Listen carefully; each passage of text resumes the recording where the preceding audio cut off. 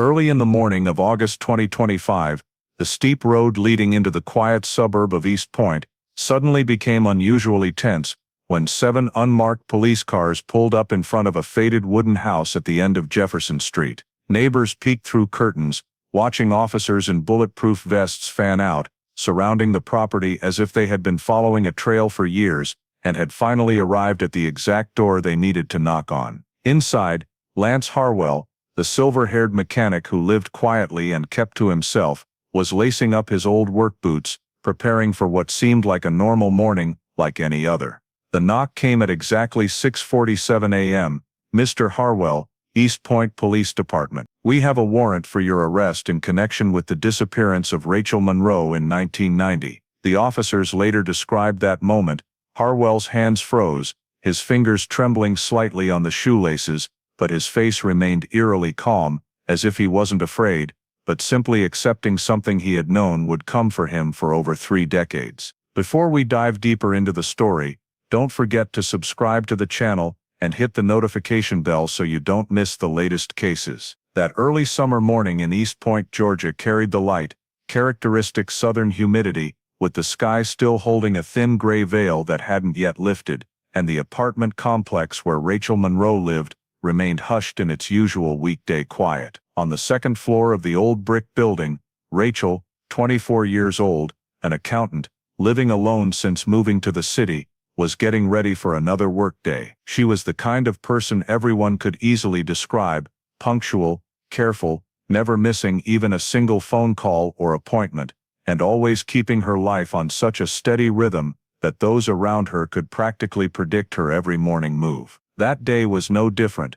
Rachel stepped out of the bathroom with her hair neatly tied back, chose her familiar light blue blouse, checked her purse one more time, then stood in front of the mirror for a moment, as if double-checking that she had everything she needed. She turned off the light, closed the door, turned the key, and left the apartment with her quick but light stride, no different from hundreds of other mornings over the past year of work. The downstairs neighbor, who usually got up early to water the plants, only caught a glimpse of her passing by, and later recalled that Rachel seemed a bit more focused than usual, but nothing strange enough to draw attention. It was just a normal morning, a young woman starting her day, until that very morning became the last time anyone saw Rachel Monroe. From the moment she stepped out of the apartment complex and turned down the narrow path to the parking lot, no one saw her again. As time passed, Rachel's absence gradually shifted from an inconvenience to something truly unusual. At the office, the morning meeting started without her, something that had never happened before. At first, everyone assumed she was stuck in traffic or had an emergency, but by mid-morning, her desk phone went unanswered, messages went without reply, and a sense of worry began to spread. One coworker decided to call her family, only to be met with prolonged silence on the other end, followed by piling questions. "She didn't say anything to us." "No, she never forgets to let us know ahead of time." By afternoon, the family drove to East Point, stepped into Rachel's tidy apartment, and looked around at the familiar belongings, but it was that very familiarity that sent chills down their spines. Everything was as it should be, as if Rachel had just stepped out for a few minutes, but she wasn't there, and there was no sign of where she had gone or when she planned to return. They called her name inside the house, in the hallway, checked the parking lot, called a few of Rachel's close friends. None of them knew anything. When every simplest search led to nothing but emptiness, the family had no other choice. They picked up the phone, dialed emergency services, and reported that their daughter, a person who had never missed an appointment, never disappeared, never caused anyone worry, had not come home. Rachel Monroe was officially reported missing, and East Point entered the first night of a story no one imagined would stretch across decades. That evening, right after the family reported her missing, the first response unit from the East Point Police Department was dispatched to the apartment complex. The investigation atmosphere began with the familiar procedures: sealing the scene, documenting the condition of the apartment, and assessing the level of suspicion based on initial traces. When the door was opened with the spare key, 3 officers stepped inside and immediately noticed the near absolute neatness of the room. There were no signs of a struggle, no furniture dragged around, No items knocked over, no fragments suggesting Rachel had resisted or been attacked. There were no signs of a hurried departure. Everything was in its usual place, except for a few small noteworthy details that were immediately recorded in the report. One window in the living room was slightly open, while all the others were tightly closed. This wasn't a window Rachel typically opened for fresh air, according to the family. The work schedule on the desk had one line heavily crossed out, the pen marked deep enough to scratch into the paper underneath. A small item on the shelf, a mascara wand, was placed slightly off from its usual spot, according to Rachel's habitual tidiness. None of these details were enough to confirm criminal activity, but they were flagged as anomalies, irregularities to be cross-checked later. After documenting the initial state of the apartment, the investigative team focused on the first priority task, determining the most reasonable search radius based on Rachel's morning routine. They sketched a map of the apartment complex, marked the main path to the parking lot, and expanded the radius by a few hundred meters to cover the route Rachel usually took to work. This was standard procedure in adult missing persons cases, identifying the last known area before moving on to reconstructing her path. At the scene, police began collecting basic statements from those still present in the building that morning. The downstairs neighbor, who watered the plants, the building maintenance worker, and a woman on the lower floor who saw Rachel heading to work almost every day. The initial information was still fragmented. No one had witnessed anything unusual, and no one could say for sure where Rachel had gone after leaving the apartment. A quick list was made of individuals who had been around the apartment complex that morning. A few familiar residents, 2 people recorded as having stopped by the building to deliver packages, and an electrician who had been present in the ground floor hallway area. All would be cross-referenced during the timeline construction phase. While one group of officers worked with the residents, another group checked Rachel's parking spot in the apartment complex lot. The space was empty. Her car was not there. There were no signs of collision or unusual tire marks. Recorded note: the vehicle was not in its owner's usual spot, and no one could confirm having seen her drive away that morning. This made the question, how did Rachel leave the apartment complex, the initial focus of the investigation. The team requested the building's entry-exit log, the list of access cards or keys issued to residents, as well as the maintenance log. They recorded the names of individuals with unrestricted access to the hallway or parking area. This data was sent back to headquarters for cross-checking against the statement list and activities from that morning. Inside the apartment, after completing the comprehensive scene condition report, the lead investigator finalized the core tasks for the first 48 hours, determine exactly what means Rachel used to leave the apartment complex, pinpoint the most accurate time possible, and establish whether anyone had approached or followed her that morning. These were the 3 key elements needed to reconstruct her disappearance route. From this moment, the once familiar atmosphere inside Rachel's apartment became the starting point of a long-term investigation. There was no room left for emotional speculation. Every subsequent step would rely on evidence, physical traces, cross-reference statements, and verifiable timelines. The narrative from here fully shifted into the investigative process, rigorous, systematic, with no space for intuitive shortcuts. Rachel Monroe's disappearance officially entered the first hour of a case at risk of becoming a cold case. Based on the initial observations from Rachel's apartment, the investigative team moved on to the next step in the golden 48 hours, reconstructing the morning journey when she left home. This was a critical phase because every subsequent conclusion, from assessing the search radius to determining the likelihood of criminal activity, would depend on those brief minutes. The team began by gathering all statements from residents living near Rachel,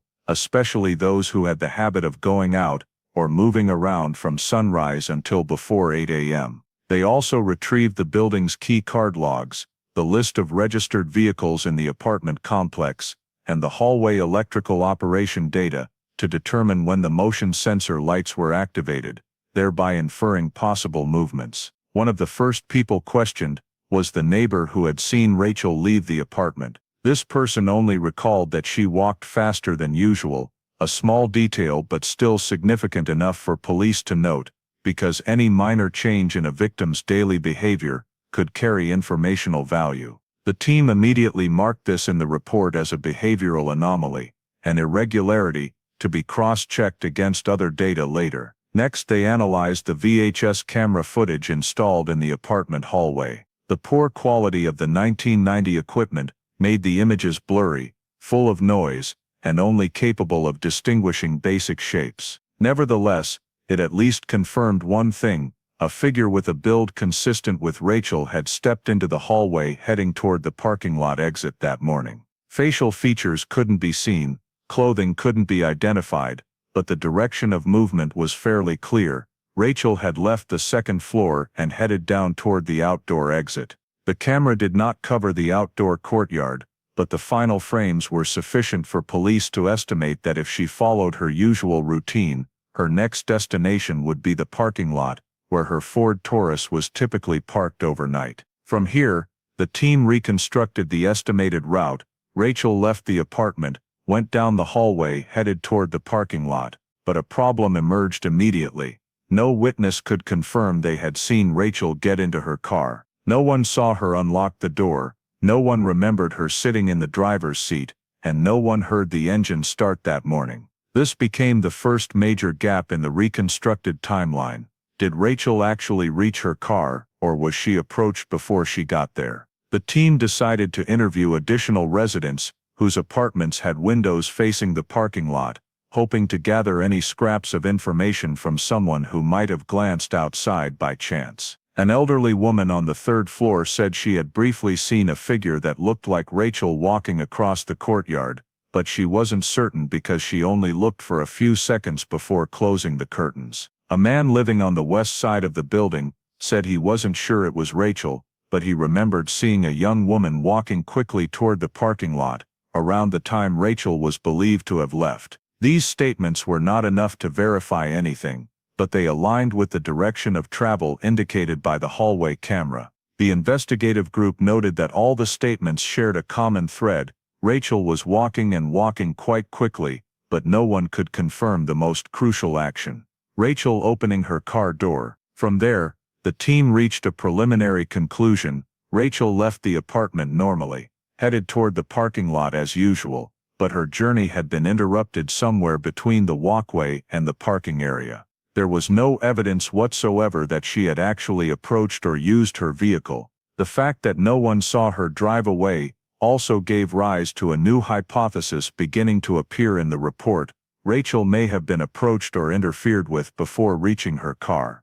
From a professional standpoint, this was a pivotal turning point. It did not confirm that a crime had occurred, but it created a hole in the morning timeline, a hole that, if not filled, would make the search radius too broad and scatter the subsequent investigative steps. At the end of the initial reconstruction process, police recorded the only three solid facts: Rachel left the apartment, Rachel headed toward the parking lot, and there was no evidence proving Rachel had left the apartment complex in her car. All subsequent work by the investigative team would rest on those three facts, on the remaining ambiguities in Rachel Monroe's disappearance journey, and on the tense intuition that something abnormal had happened in those few brief minutes that no one saw.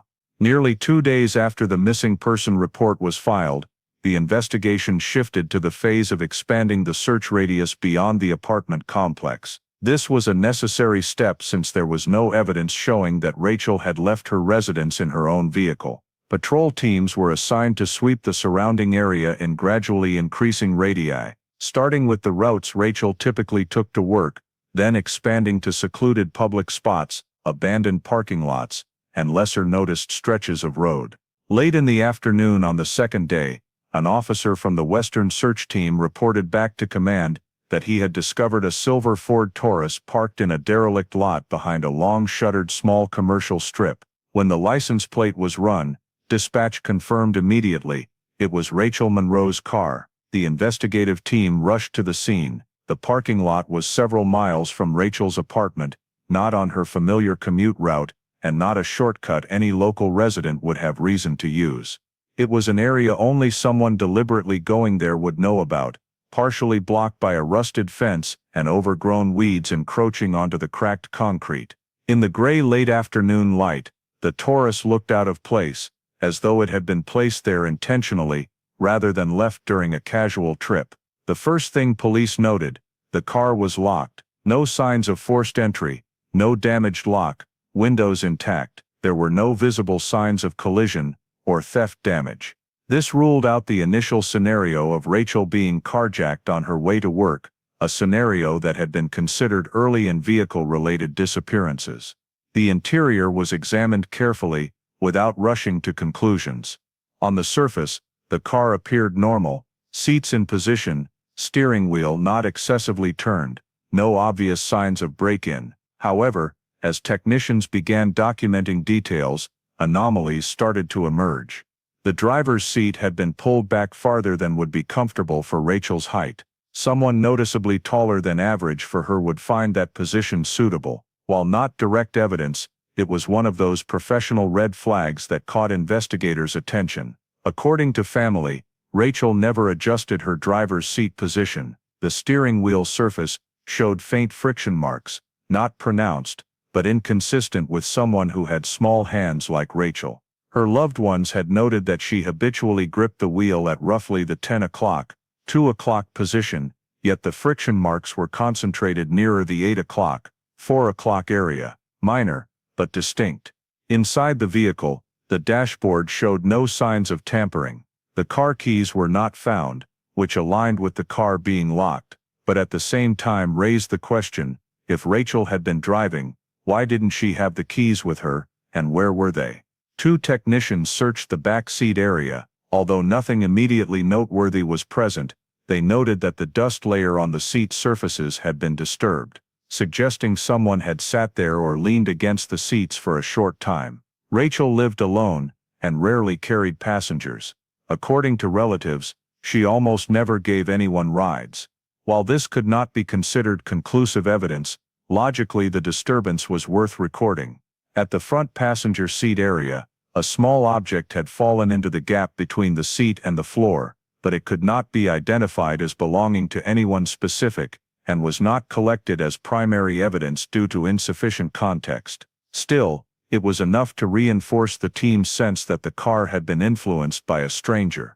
Outside the vehicle, the surrounding area was quickly swept. No clear footprints, no reliable second set of tire tracks, no direct physical traces indicating a struggle had taken place there.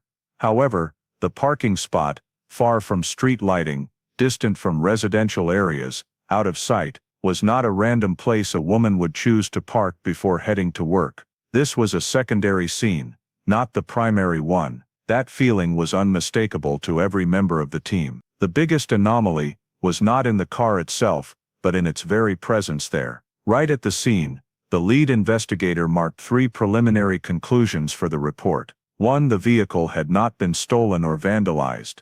2. The last driver was very likely not Rachel. And 3. The abandoned lot did not match any reasonable route in Rachel's daily routine. From the combination of these 3 factors, the investigative team determined that the car was not a random trace but a deliberate relocation point by a third party. In other words, this was the first tangible clue suggesting someone else may have controlled Rachel's vehicle on the morning she vanished. Discovering the Taurus in this unusual location created a major shift in investigative thinking. If Rachel did not drive it here, then who did? And more importantly, was leaving the car in an abandoned lot meant to conceal it, to mislead, or was it merely a temporary stop in a larger plan? There were no answers at the scene, but the team understood that the car was no longer just an object. It was the first intersection between Rachel Monroe's disappearance and the unknown hand of whoever had driven it last. This would become the opening knot for the entire remainder of the investigation. While the scene around the Ford Taurus was cordoned off for a final sweep, an unexpected detail emerged from a source the investigative team had not initially placed much hope in: an old VHS camera mounted on the awning of the commercial strip across from the parking lot. The store owner said the camera had been out of operation for years, but the tape might still run if someone turned on the power that day. The technical team seized the recorder, brought it back to the lab, and after hours of adjusting the signal path, a video segment less than 3 minutes long appeared. Grainy, jittery, underexposed, distorted at the edges, but still of significant value. It captured the moment Rachel's Ford Taurus was brought into the abandoned parking area. Although the video did not clearly show the driver's face, the footage was sufficient to reveal the suspect's posture, the way he opened the door, and his manner of stepping away from the vehicle. In the frame, the person appeared as a dark silhouette against the weak light of the late afternoon sky, with movements that were not fluid due to the low frame rate. However, the most noteworthy aspect was not the overall build, but the way he stepped out of the car. One officer on the team, who had received federal training in gait recognition analysis, was the first to notice something unusual. The suspect stepped down with his right foot, but when weight shifted to the left leg, the left hip dropped noticeably before the body regained balance. This was not a natural gait. It was a common sign in people who had previously suffered ligament or left knee joint injury, a type of trauma that leaves long-term effects and is usually impossible to completely conceal while walking. Police enlarged each frame, analyzing the knee's pivot transfer, the hip's tilt angle, and the rate of weight distribution. Of course, the VHS video lacked the resolution to identify who was in the frame, but it still provided a unique identifying characteristic.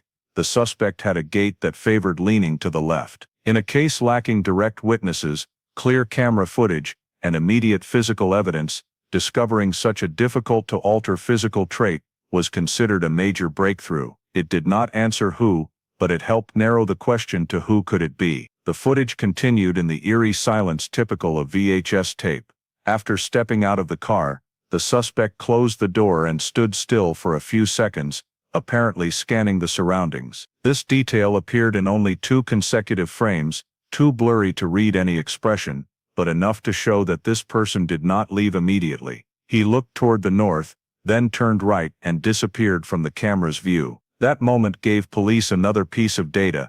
The suspect did not flee. He left the scene calmly and deliberately, as though he had already calculated the parking spot and escape route in advance. However, it was during the repeated review of this video segment that an astonishing discovery occurred. In a single frame, one fleeting moment, lasting less than 0.04 of a second, at the bottom left edge of the frame, a second shadow appeared. This shadow was smaller, stood farther away from the main suspect, and remained almost motionless, never entering the lit area. Because the tape quality was so poor, the investigative team could not determine whether it was a person or merely a signal noise artifact. But what made the police unable to dismiss this detail was the direction of the shadow's cast and the precise timing of its appearance.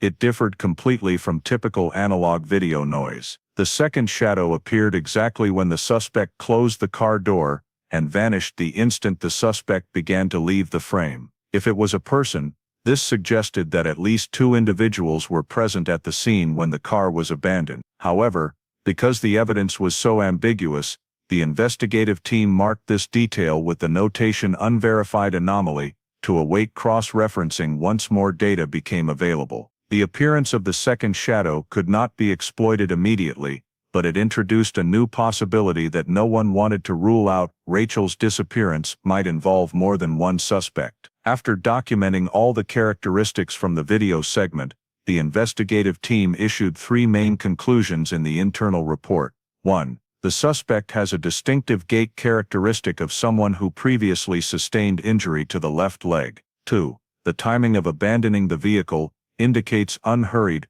premeditated behavior. 3. There is a possibility that a second individual was present at the scene. These conclusions, though not yet incriminating evidence, changed the investigative agency's perspective on the disappearance. It was no longer simply a case of a woman vanishing. From this video onward, the case began to take the shape of a calculated sequence of actions carried out by one or more individuals who deliberately intended to conceal their traces. And it was from this point that the investigation moved to a more complex level, where every small detail in the blurry tape became a potential clue that could alter the entire direction of the search for the perpetrator. When the VHS video from the abandoned parking lot had been fully analyzed, the investigative team returned to a crucial step, cross-referencing witness statements to reconstruct the timeline of the morning Rachel disappeared. However, it was precisely in this seemingly basic phase that the case began to fall into an intractable maze,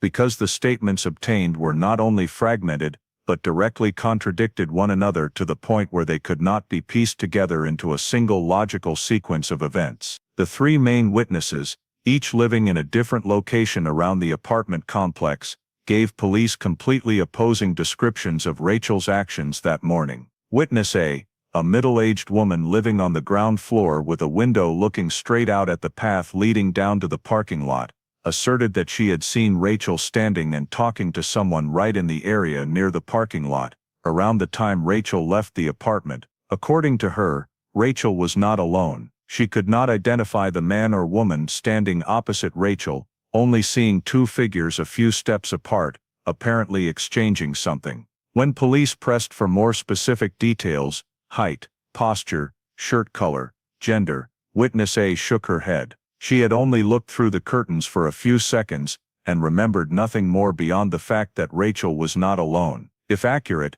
this statement was an important piece of the puzzle, as it suggested Rachel met someone before vanishing. But there were no verifiable details, no description of the subject, no precise time. It was a potential lead, but its reliability was low due to the extremely brief observation window. Meanwhile, witness B, a man living on the second floor who had the habit of smoking on his balcony in the mornings, described an entirely different scenario. He told police that he saw Rachel walk down to the parking lot and drive away from the apartment complex. When asked for more details, he admitted he wasn't sure it was Rachel, because he only saw a woman in light-colored clothing getting into a car similar to Rachel's. When shown a photo of Rachel again, he said it could be her, but I can't confirm. Furthermore, when investigators asked about the direction the car left in, witness B couldn't recall, maybe east or maybe south. I'm not completely sure. With this level of vagueness,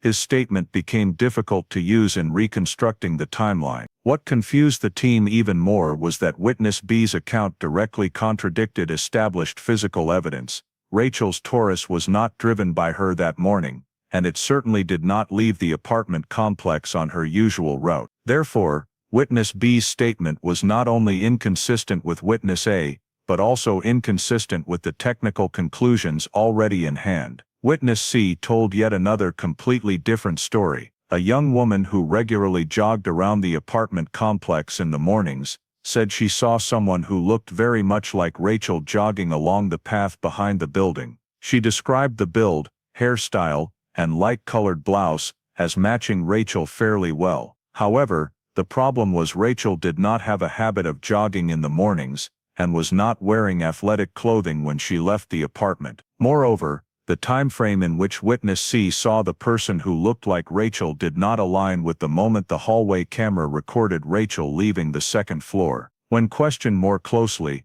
witness C still insisted, "I think it was her, but I only caught a glimpse because I was running." The investigative team immediately realized they were facing a complex problem. The three witnesses, A, B, and C, each provided a different description, not only of Rachel's actions, but also of the point of last contact. Witness A said Rachel was standing and talking. Witness B said Rachel drove away. Witness C said Rachel was jogging. Three different directions, three different possibilities, and none could be confirmed by physical evidence. The lead investigator decided to compile all the statements into a multi-column comparison table: relative time, observation position, angle of view, distance, and reliability level, based on identification capability. This process is commonly used when investigators must filter out false perceptions in missing persons cases involving multiple indirect witnesses. The preliminary analysis showed witness A, low level of detail, but the described behavior could plausibly occur in the time frame when Rachel left the apartment. Witness B contradicted by physical evidence, the car. Witness C possible misidentification, because Rachel's clothing did not match the description. From this, the investigative team reached a technical conclusion: none of the statements could be used to construct an accurate timeline. This placed them in a difficult position, because they could not establish the single most critical time boundary of the case, the exact moment Rachel left the apartment complex and exited the range of the last camera recording. In that context, The team decided to retain all three statements as potential data points, unverified potential pieces of information, pending cross-referencing with future leads. This was a necessary decision, because prematurely discarding any statement could mean losing a crucial clue. Conversely, fully trusting any single statement could steer the investigation toward a false hypothesis. At the end of the workday, the lead investigator noted in the report, the contradictions among the three statements create a serious gap in the timeline. The case cannot advance significantly without external evidence to determine Rachel's true journey. It was precisely this gap between the hallway footage and the place where the car was abandoned,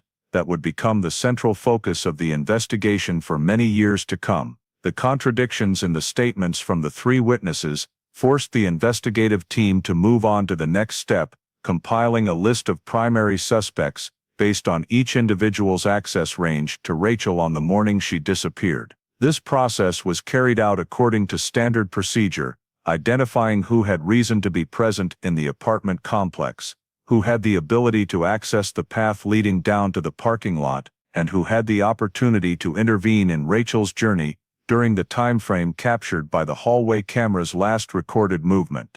The initial list was divided into 4 groups: acquaintances, neighbors, workers present in the building, and security personnel. Each group had its own characteristics, but all fell within the high-risk zone, according to the investigative team's assessment. The first group consisted of people who knew Rachel, although she lived quite independently. A few recent relationships were still examined closely. One male friend in this group stated that he had left Atlanta that morning to visit family in Macon. The alibi sounded plausible, but when police asked for precise travel times, he could not prove the period between leaving the city and arriving at his parents' house. The more than 1 hour gap that went unverified earned him a mark of incomplete alibi. A close co-worker was also questioned. She said that the evening before, Rachel had seemed distracted and kept checking her phone as if waiting for an important message. No one knew the content, and Rachel's phone had still not been found to verify. While this statement did not directly turn the co-worker into a suspect, it forced investigators to record it because it might relate to an unidentified connection. The second group was the neighbors in the building, people who could have seen Rachel leave the apartment or been near the parking lot during the same time frame. A man living on the floor below was the first to draw attention. This individual had previously been warned for causing disturbances, and many residents said he often stared at women passing through the hallway. When asked about the morning Rachel disappeared, he claimed he slept until nearly noon, but no one could confirm this. An unverified alibi is always considered an anomaly, and was recorded as solitary alibi. Police saw no direct evidence linking him, but his risk level was rated high because he lived only 1 floor away from Rachel and had a habit of observing the hallway. An elderly woman, living near the walkway, stated that she saw Rachel leave the apartment, but did not see anyone following her. Her alibi carried no suspicious value, but her statement partially contradicted witness A's account, which claimed Rachel was standing and talking to someone. This contradiction forced the investigative team to include her name on the list of people needing re-interview to cross-check viewing angle, observation distance, and accuracy of recall. The maintenance workers formed the third group. The building reported that 4 members of the electrical maintenance team were present that day to check the system. 3 of them had clear work schedules and signed the duty log. The 4th was not on the official list. He claimed he had been called in for emergency support and was only there briefly. When information was traced back, no one knew who had called him. This made his presence difficult to explain. His record showed he had previously been fired from another job site for inappropriate behavior. His presence in the building, without a proven reason, was a significant enough anomaly to place his name in the group requiring follow-up. There was no direct physical evidence connecting him to Rachel, but the factor of appearing without legitimate reason was always a sign investigators could not ignore. The 4th group was the morning shift security officer. This person arrived 15 minutes late for his shift. When questioned, he said he had been stuck in traffic, but the timing of the traffic jam did not fully match the traffic conditions recorded in the morning traffic report. Furthermore, he had received a prior warning for leaving his monitoring post without reporting it. These factors did not make him a direct suspect, but they also prevented him from being ruled out, while the case still lacked a clear direction. More notably, his late arrival meant the entrance area camera went unmonitored for a period that overlapped with Rachel's appearance on the hallway camera. Once all statements and alibis were compiled, the lead investigator created a risk assessment table based on 4 criteria: access to the victim, inconsistencies in statements, unprovable gaps in alibis, and notable behavioral history. After scoring each individual according to the internal system, 3 people stood out as the Level 1 follow-up group due to higher risk levels than the rest. The first was the man living on the floor below, with a solitary alibi and a history of disturbances in the apartment complex. The second was the unregistered electrician, who was not on the day's work list. His appearance lacked basis, and no one could confirm his role in the repair process. The third was the morning shift security officer, who was responsible for monitoring the area, but arrived late precisely at the critical time. None of the 3 were considered perpetrators, but each had a sufficiently large anomaly to keep them on the priority suspect list. This screening did not narrow the case in a specific direction, but it created the necessary foundation to continue cross-referencing with physical evidence and real-time data. Every anomaly was recorded, not to draw conclusions, but to ensure no one was eliminated before verifiable leads emerged. The gaps in alibis and inconsistencies among individual statements became the basis for investigators to compare against future information, especially in determining who was near Rachel at the time she disappeared. Right after completing the screening of primary suspects, the next focus of the investigation team shifted to expanding the search area for evidence beyond the parking lot where the Ford Taurus was discovered. This area sits on the edge of an abandoned commercial zone, backed by a road leading into a small patch of woods that connects to an old trail no longer used by locals. This is the kind of terrain usually prioritized first in missing persons cases, just secluded enough for someone to move without drawing attention, yet close enough to plausibly tie directly to the vehicle's journey when it was abandoned. The search team divided the area into 3 concentric radius zones: Zone 1 encircling the parking lot, Zone 2 extending to the forest edge, Zone 3 reaching deeper inside, where thick vegetation made movement difficult. Each zone was swept using a zigzag search pattern to avoid missing small items that could be obscured. Accompanying forensic technicians documented every unusual detail on the ground, bushes, and discarded objects. In the first radius zone, a white latex glove was found near the corner of the parking lot, about 3 meters from the Taurus's position. There were no visible bloodstains or clear signs of use, but gloves are common items in cases involving efforts to conceal traces. Due to the humid environmental conditions, the item could have been lying there for several days, making it hard to determine exactly when it was discarded. The glove had no identifying features, no rare branding, and nothing linking it to Rachel.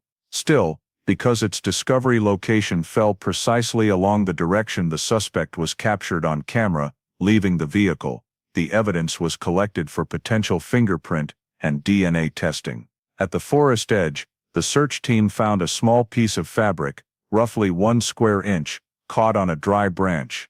The fabric was dark gray-black, with a synthetic fiber texture, commonly seen in work clothes or uniforms. No one could confirm whether it related to Rachel's disappearance, as no one knew what she was wearing under her blouse when she left the apartment. The family confirmed Rachel did not own clothing in similar colors, but that did not rule out the possibility that the scrap belonged to someone else present in the area. The fabric was sealed because its location, at hip height and directly along the trail leading deeper into the woods, suggested it may have been torn off when someone hurriedly pushed through closely spaced trees. While expanding into the third search zone, a technician noted a faint footprint on soft ground. The shoe impression was unclear, showing only the general outline of the sole. There were no easily identifiable tread patterns, and no complete size, but a curved distortion on the left edge, suggested the wearer had an unbalanced gait. This detail was carefully flagged because it matched a key characteristic in the VHS video. The suspect displayed a left hip limp, causing each step to distribute force unevenly on the ground. However, with insufficient ridge detail for comparison, the footprint was recorded in the report as a potential trace. The lead investigator requested the forensics team to examine the three pieces of evidence: the glove, the fabric scrap, and the footprint, in their spatial relationship to the vehicle's position.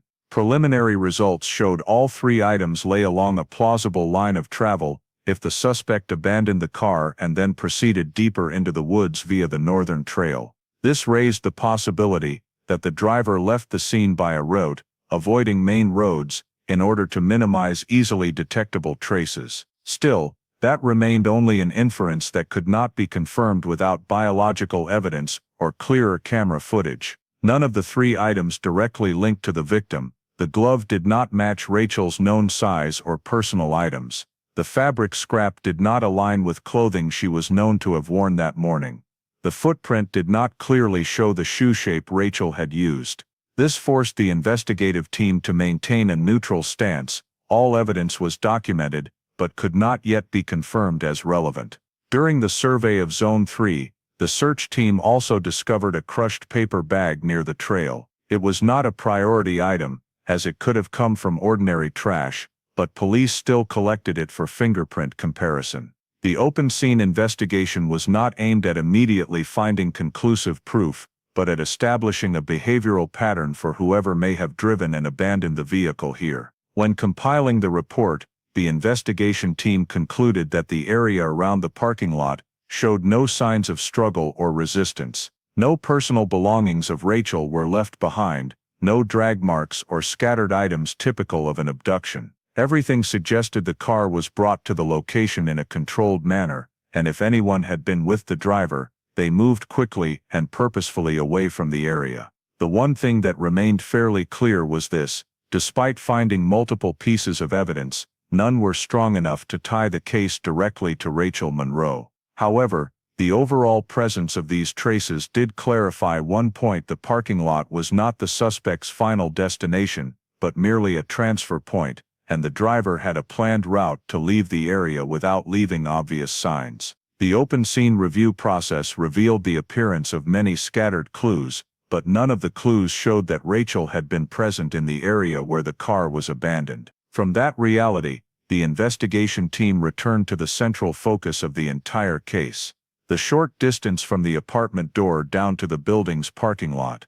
This was the only stretch confirmed by hallway camera footage, and also the last space with direct evidence showing Rachel still moving on her own. All inferences were placed on the map, starting from the moment she stepped out into the hallway, until the point where theory suggested her car was parked. The investigators reconstructed the route by conducting on-site surveys, measuring average stride length, travel time, and blind spots. When cross-referenced with neighbors' statements that Rachel walked faster than usual that day, they estimated she took less than 1 minute to reach the car area. Even so, all witnesses who had been near the parking lot affirmed they did not see anyone resembling Rachel open the car door or get into the driver's seat. The hallway camera data, neighbors' statements, and projected travel duration all lined up reasonably, but from the parking lot onward, every piece of information vanished completely. This interruption could not be explained by mere coincidence.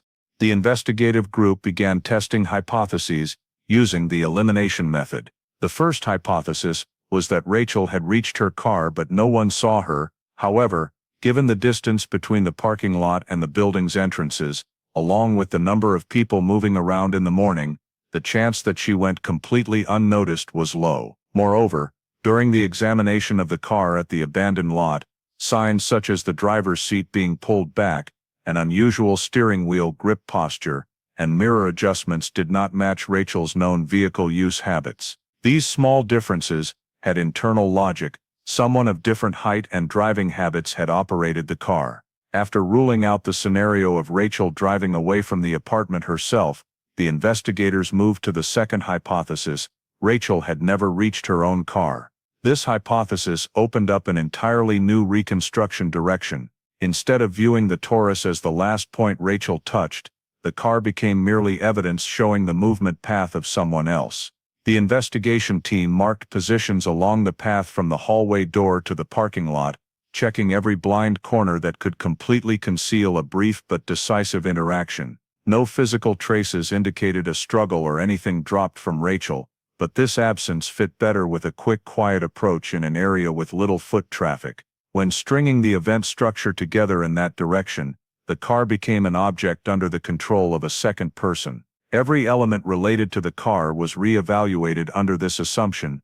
That person knew how to operate the vehicle, knew Rachel would not return in a short time, knew how to drive the car to the abandoned lot without attracting attention, and knew that parking neatly, locking the car, and leaving no signs of struggle would make the case resemble Rachel leaving home on her own, and then vanishing. This behavior was not impulsive, but demonstrated a level of preparation, or at least the ability to handle the situation without leaving chaotic signs. The map was expanded to mark plausible travel routes for the suspect from the apartment area to the abandoned lot. Each route was surveyed against 3 criteria: the highest level of discrete movement, the shortest travel time, and the ability to avoid public surveillance cameras from 1990. After analysis, the most reasonable route took about 10 minutes by car from the apartment area to the abandonment location. That time frame fit within the broad window that neither the hallway video nor the VHS footage at the abandoned site could pinpoint in detail. Another factor brought into the reconstruction was the suspect's gait characteristic in the VHS segment. The left hip limp suggested this person may have had a prior ligament or spinal injury. Such movement abnormalities are hard to conceal and show most clearly when walking on uneven surfaces. That made the northward path into the woods a noteworthy possibility, because the soft, uneven ground could leave abnormal traces. The discovery of the faint footprint with the left edge showing heavier pressure matched the gait feature in the video, further reinforcing the next hypothesis: the suspect had left the parking lot via the trail leading into the woods. From all the above analysis, the search perimeter was expanded in 3 main directions. The first direction was the northern strip of woods, where the fabric scrap and faint footprint were found, with the possibility that the suspect used this path to avoid main roads. The second direction was the abandoned industrial zone, long forgotten, and featuring many discrete entry points. The third direction was the road leading to a now infrequently used private garage area. Each direction could serve as an escape route, or a rendezvous point with a second vehicle. Although no direct evidence yet proved any direction related to Rachel, this analysis allowed the investigation team to build a logical, testable model. Rachel left the apartment, but did not approach her own car. The car was moved by someone else, and the suspect left the abandoned lot via one of the 3 most favorable terrain directions for concealing their actions. This reconstruction did not provide answers, but it created a strategic foundation for every subsequent step. The efforts to reconstruct Rachel's morning journey created a plausible model, but provided no direct evidence to narrow down suspects or determine the next steps. The 3 search directions were opened, but none yielded additional evidence. Deeper sweeps by the search team in the woods found no further traces. The abandoned industrial zone was checked multiple times with no results. The route leading to the private garage area also produced no clues proving Rachel had ever appeared there. The absence of new data caused the investigation to gradually slow down. The previous pieces of evidence, the latex glove, the gray fabric scrap, the unclear footprint, had been sent for analysis, but all led to dead ends. No usable DNA, no valuable fingerprints, no matches in Georgia's criminal database. The blurred footprint made it impossible to compare with any specific shoe type. Each piece of evidence was meticulously reviewed and returned in the final report with the same conclusion line: no identifiable connection to the victim. The investigative team conducted multiple rounds of supplemental interviews with the 3 primary suspects. The man living on the floor below continued to assert he had not left his home that morning, but no one could confirm or refute his statement. The unregistered repair worker said he was only in the building for a very short time, and although his answers lacked logic, there was no evidence placing him at the time or location to approach Rachel. The security guard on morning duty stuck to his story about being stuck in traffic, and although the investigative team suspected the mismatched time window, they still found no basis to tie him to Rachel's disappearance. When no new evidence emerged to expand the investigation, the inconsistencies in witness statements also gradually lost actionable value. One person claiming to have seen Rachel talking to someone, another saying she drove away, and a third saying they saw her jogging, did not form any verifiable real-world pattern. To move forward, the investigative team had to prioritize verifiable elements, and almost none met that criterion. Amid this deadlock, one investigator on the team began paying attention to a rarely examined detail: the timestamp in the VHS video recording the Ford Taurus being abandoned. When comparing some actual daylight markers in the day with the clock displayed on the frame, he noticed an unusual discrepancy. Old VHS cameras did not automatically update the time, they had to be set manually, and if the person adjusting it was inaccurate, the time shown in the video would be wrong. While this was not a major anomaly, when reviewing the case progression, he asked the question: was the video recorded at the displayed time, or had the time been offset? If the time in the video was off, it meant the window when the suspect appeared and abandoned the car did not match the timeline the investigative team had been relying on to build the sequence that could explain why no witnesses were found who saw the driver in the area. It could also shift the entire inference about the direction the suspect left in. Even so, this was only a technical suspicion, with no evidence showing the camera's clock had actually been altered. There was no camera maintenance log, and the building owner could not recall the last time anyone had adjusted the time on the device. In the context of scarce evidence, this suspicion was not strong enough to create a breakthrough in the investigation, but it was recorded in the file as an important note.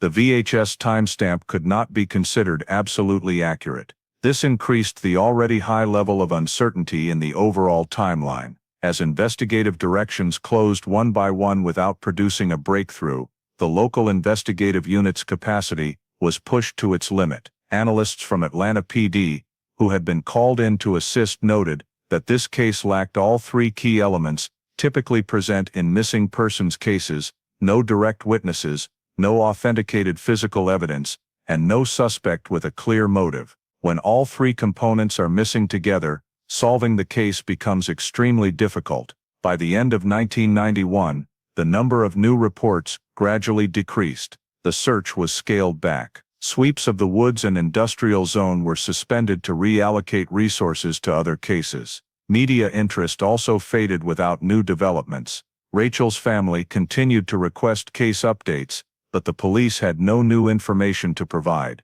By early 1992, after nearly 2 years of continuous activity with no results, Rachel Monroe's missing persons file was officially classified as an inactive case, an internal term for cases that are not closed but are no longer under active investigation. It did not mean abandonment, but it meant the file would only be reopened with new evidence, or if a higher investigative agency proposed a review. Following administrative procedure, Rachel's file was stored in the East Point Police Department's cold case archive. Hundreds of pages of reports, scene maps, evidence photos, lab results, and all interview logs were sealed in sequentially numbered case files. Many investigators believed the case still held many unanswered elements, but there was no new data to move forward. There was no explanation for Rachel's disappearance. No one was arrested, no one was fully ruled out, and no investigative direction was strong enough to break the prolonged deadlock loop. By the end of 1992, the case officially entered cold status. Nearly a decade passed since Rachel Monroe's disappearance was archived, with the file barely touched, except for the mandatory annual reports on unsolved cases. In 2001, the East Point Police Department established a dedicated cold case review unit, tasked with re-examining files that could benefit from changes in investigative methods and technology. Rachel's case was placed on the priority list because of its unusual nature: no traces, no clear direction, no high-profile noise, yet still full of inexplicable gaps. As the cold case team began sorting and reorganizing the materials, they discovered many pieces of evidence and minor reports that had previously been rated as not important or not directly relevant at the time. One document buried among the sub-files was a receipt from a convenience store near Rachel's apartment building,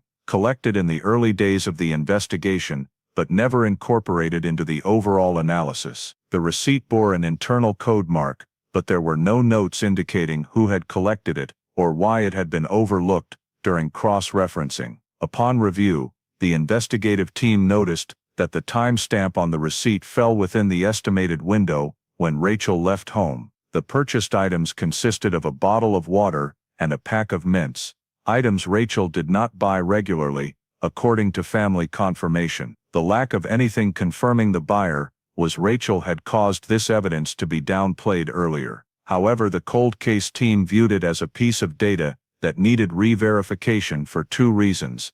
The store's location was close to a pedestrian path that branched off toward the main street, and the receipt was printed on the morning of the day she vanished. To clarify the receipt's value, the investigative unit went to the convenience store. The store was still operating, though it had changed staff multiple times. Nevertheless, one older employee, who had worked there for more than 2 decades, was still on shift. When asked, he tried to recall what happened that day. Though his memory was hazy, he remembered one particular detail: "I think she wasn't alone." When asked to explain, the employee said he remembered a young woman entering the store one morning around that time, but what caught his attention was that the woman seemed passive in the conversation with the person standing next to her. He could not describe that person, did not remember the face, did not remember the clothing, only that the man stood slightly behind and always kept a very close distance. Although the memory was not entirely precise,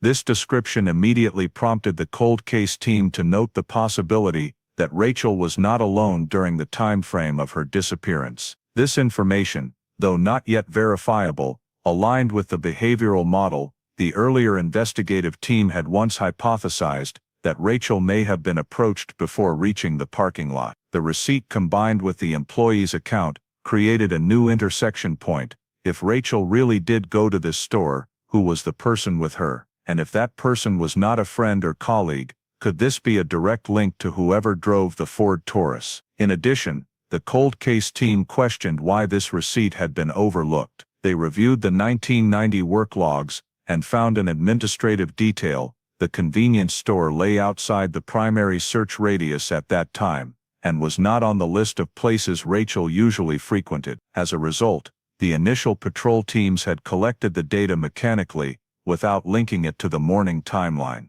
The absence of security cameras at the store back then also made the data hard to use immediately, leading to the receipt being filed away without evaluation. During the comprehensive re-examination, the cold case team also reviewed old interview audio recordings. One 1990 interview segment with a resident living near the convenience store stood out. That person had stated they saw a woman who looked like Rachel walking past the store in the morning, but the detail had been deemed too vague to stand alone. Now placed alongside the receipt and the new witness statement, this information became more connectable.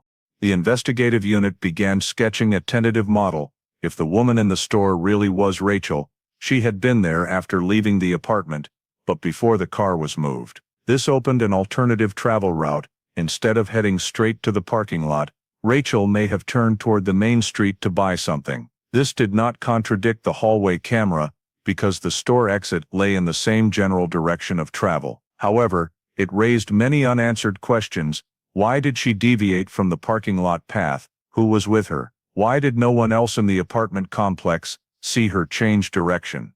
Although the authenticity of the store employee's memory could not yet be verified, the emergence of the receipt, a piece of evidence with a specific timestamp, was regarded as the first tangible lead in 10 years.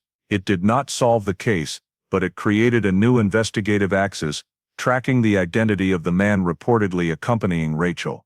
With this new data point, the cold case file was officially reactivated, and the investigation was reopened and expanded in the direction of analyzing Rachel's possible journey after leaving home. A journey that may have been completely different from what was assumed in the early years of the case. After the receipt opened up a possibility of a new travel route, the cold case investigative unit shifted focus to reanalyzing all evidence that had previously been rated as not of sufficient forensic value back in 1990.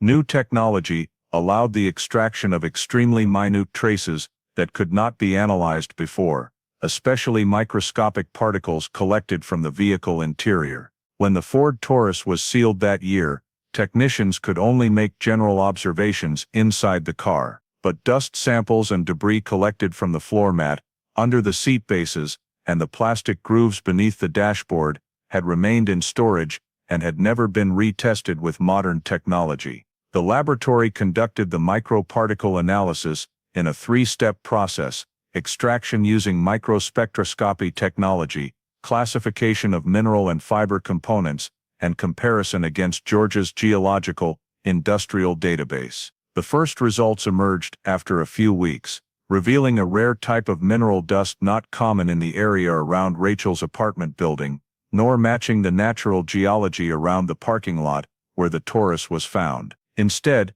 the dust composition aligned with worn concrete surfaces and a fiberglass fiber mixture that typically appeared only in old industrial zones or abandoned factories. This analysis created a new intersection point with prior data. During the earlier search expansion, one of the three directions identified was the abandoned industrial zone to the northeast. Although no authenticated evidence had been found there yet, the industrial characteristic particles in the car made that area receive special priority. The cold case team remarked the locations of factories that had operated in the 1970s, 1980s, and confirmed at least 5 buildings in a state of ruin, no longer in use and easily exploitable as access points or temporary hiding spots for evidence. Meanwhile, another part of the forensic analysis produced equally noteworthy results. Beneath the thick dust layer on the floor mat, the laboratory discovered a faint shoe sole impression.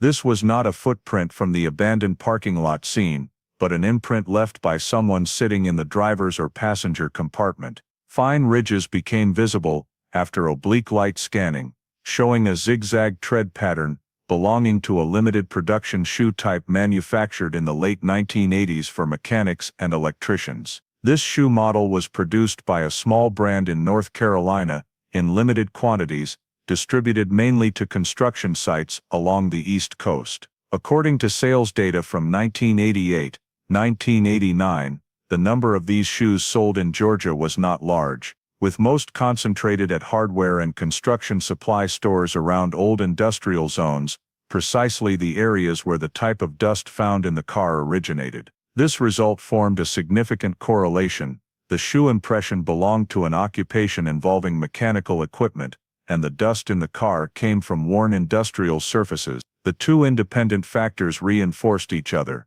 directing suspicion toward a specific occupational group. The cold case unit immediately filtered a list of individuals in the electrician, maintenance worker, and mechanic trades who had worked within the East Point, College Park, Forest Park area in 1990. They gathered records from Rachel's building management company, nearby residential maintenance logs, and lists of independent contractors active in that area. With assistance from Fulton County archived records, they compiled an initial list of 56 people whose occupations matched the shoe type.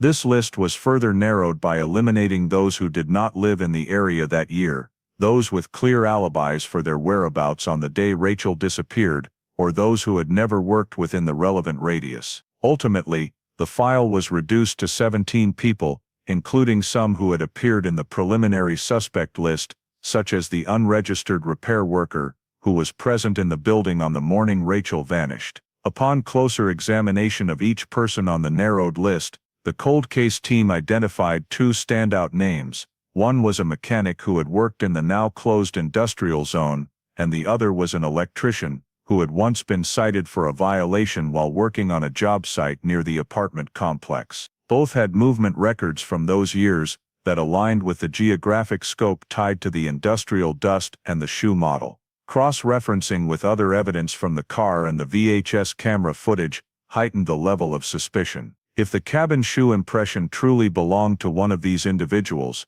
it could explain the driving behavior that did not match Rachel's habits. Moreover, Their occupational characteristics made them familiar with abandoned industrial buildings, precisely where the microparticles under the car's floor covering originated. There was no direct evidence confirming either person as a suspect, but the combination of forensic data created a reasonable structure. The dust particles appeared only in old industrial zones. The shoe impression belonged to a limited industrial shoe type. Both factors appeared in the list of people who were present or had access conditions to the area where Rachel lived.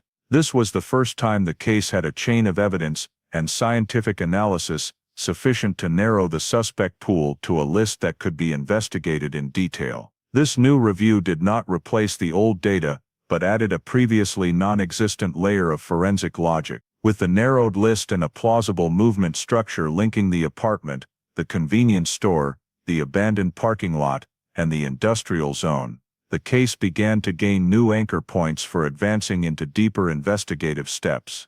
The microparticle analysis results pointed to a new suspect direction based on occupational factors and area of operation, but there was still no direct evidence linking any individuals on the narrowed list to being present at the parking lot, where the Taurus was abandoned. Among the pieces of evidence, the VHS video from the old camera in the commercial area, across from the parking lot, was the only data capturing the moment the car was brought to the scene. Although the video quality was so poor that details were almost impossible to discern, artificial intelligence technology in 2001, particularly motion vector-based image reconstruction, had advanced enough to test a new method, full reconstruction of the entire video using first-generation AI. The Digital Analysis Lab began by extracting every frame from the video segment, lasting more than 2 minutes. Due to the low frame rate and heavy noise, the VHS tape provided only about 1,700 usable frames for processing. Each frame was fed into the AI simulation system to sharpen object boundaries, apply nonlinear noise reduction, correct optical aberrations, and interpolate motion. The goal was not to clearly see the suspect's face, which was nearly impossible given the source quality, but to identify body shape, gait, and movement structure, elements that carry high identification value in behavioral analysis. The initial reconstruction results showed the suspect's movements becoming far clearer than in the raw VHS. Recreated motion vectors revealed the suspect stepping out of the driver's seat, standing upright for about 1 to 2 seconds, then exiting the frame. Crucially, the AI was able to clarify each phase of the footstep, thereby identifying a hip pivot shift when weight transferred to the left leg. The deviation was not extreme but sufficient to form an abnormal gait pattern consistent with someone who had suffered a ligament or soft tissue injury around the knee joint. The most striking improvement came from a segment that previously appeared only as a fleeting blur. The dynamic contrast enhancement algorithm brought out 2 human silhouettes instead of one. The primary figure stood next to the Taurus, while a second figure stood a few meters away, near the lower edge of the frame, appearing in only 5 consecutive frames before disappearing. With motion vector analysis capability, the AI confirmed the second silhouette was not noise, not a light reflection, but a real moving entity, a person standing still or moving slowly in the direction opposite the camera. The discovery of 2 figures marked a turning point. It confirmed the possibility of at least 2 individuals involved in abandoning the Taurus, one driving the car and one accompanying. This aligned with the way evidence was spread along the forest trail. One person moving could have dropped the fabric scrap, while the other left the shoe impression in the car. However, identifying each silhouette remained a challenge. To narrow it down progressively, technicians used the AI gait analysis system to compare the movements in the video against hundreds of gait samples from the state's medical and criminal databases. Gait analysis technology relied on how the body distributed weight, hip axis deviation during steps, shoulder movement amplitude, and balance recovery speed. Although it could not identify an individual with absolute precision like DNA, gait is a stable, difficult-to-alter identifier with particularly high value for people carrying injury markers. When the system ran batch matching, one investigator noticed a gait sample showing a significantly higher match rate than the others. It was the gait of Lance Harwell, a mechanic who had worked in the old industrial zone northeast of East Point. Harwell was on the list of 17 narrowed down from the industrial shoe analysis. His medical records showed he had suffered an anterior cruciate ligament injury around 1988 after a workplace accident and had not received full treatment, leaving a slight limp when moving. The AI cross-reference results showed the man's gait in the video had an 82% match with the documented gait sample from Harwell's records, a high rate in behavioral biometrics analysis from degraded video. This match was not sufficient to conclude Harwell was the person in the video, but it was strong enough to move his name from the needs review list to the actual suspect list. Much of the information in Harwell's file began aligning with the case progression. He had worked in the industrial zone, where the microparticles originated. He regularly wore the type of shoe matching the cabin impression, and he had potential access to Rachel's apartment area during the time of her disappearance, because he frequently took small repair jobs in the surrounding neighborhood. But the most noteworthy point came from the behavioral data in the video. When expanding the motion analysis algorithm, the AI showed the suspect in the video appeared familiar with the Taurus. The speed of opening the door, the way he leaned when exiting the driver's seat, and the checking surroundings motion indicated confidence, not hesitation. This suggested the person was not acting on the car for the first time, but had very likely driven it the entire way to the abandoned lot. To verify this, the investigative team compared Harwell's gait when stepping up into or down from a vehicle in an earlier old video, obtained from the camera at the shop where he worked. Although that video quality was also low, his step-down motion from the vehicle, especially the way weight transferred through the left leg, showed considerable similarity to the AI reconstructed video segment.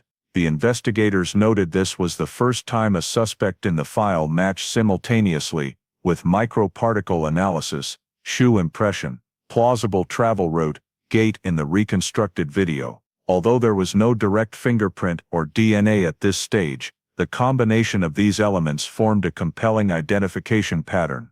The appearance of two figures in the video also prompted police to re-evaluate Harwell's relationships to determine whether he had a regular accomplice. A second figure not moving quickly, standing at a safe distance, could have been a lookout accomplice while the primary suspect handled the vehicle. Harwell's name was officially placed on the high-priority suspect list, and his personal file was expanded for cross-referencing with all data gathered in the case. This was a major shift in the investigative process, providing a foundation for the cold case team to continue exploiting forensic data sources in order to determine whether Harwell was merely a behavioral coincidence or the central piece in Rachel's disappearance. The successful AI reconstruction of 1,700 blurry frames from what had seemed a useless VHS tape transformed this video into high-value evidence, not only opening up the identity of the first truly relevant suspect, but also reinforcing the hypothesis that this was not a solitary act, a detail that could change the entire direction of the investigation in the subsequent steps. The AI reconstruction of the VHS video placed Lance Harwell in the position of the first plausible suspect, but to turn behavioral suspicion into a legally grounded investigative direction, the cold case team needed stronger alibi-defeating evidence, behavioral evidence, gait, occupational habits, matching travel routes, served only as guidance. To bring charges, a directly identifying trace was required. It was at that moment that the forensic laboratory reported that several samples collected from the abandoned Taurus in 1990 were still viable for testing with a new generation of micro-DNA extraction technology, a field that did not even exist when the case occurred. The most important potential DNA sample was on the steering wheel surface, where the driver undoubtedly had to make contact. At the time the car was seized, collecting DNA from smooth surfaces, like the steering wheel, often yielded no results, especially with weather, humidity, and time causing sloughed skin cells to degrade. But the microresidue profiling technology of 2001 allowed the extraction of epidermal cells at the molecular level from faint grooves. The residue adhering to the steering wheel surface, even after more than 10 years, still held the possibility of containing biological traces, invisible to the naked eye. Technicians began by using specialized adhesive tape to lift microparticles from the rubber tread grooves of the steering wheel. The sample was then processed with a lysis solution capable of amplifying degraded DNA strands. Most of the molecular material had deteriorated over time, but one micro-DNA sequence 142 base pairs long remained stable enough for analysis. This sequence was too short to create a full profile, but when compared against a known suspect, it could fully confirm a match. When the first analysis results came back, the forensic report clearly stated the DNA sample obtained from the steering wheel matched Lance Harwell's DNA profile with a probability of 1 in 18 million. Although it was not a complete DNA profile, the degree of match for this micro-DNA sequence far exceeded the threshold required to exclude other individuals in the area. The fact that the sample matched a suspect already identified through video and microparticle analysis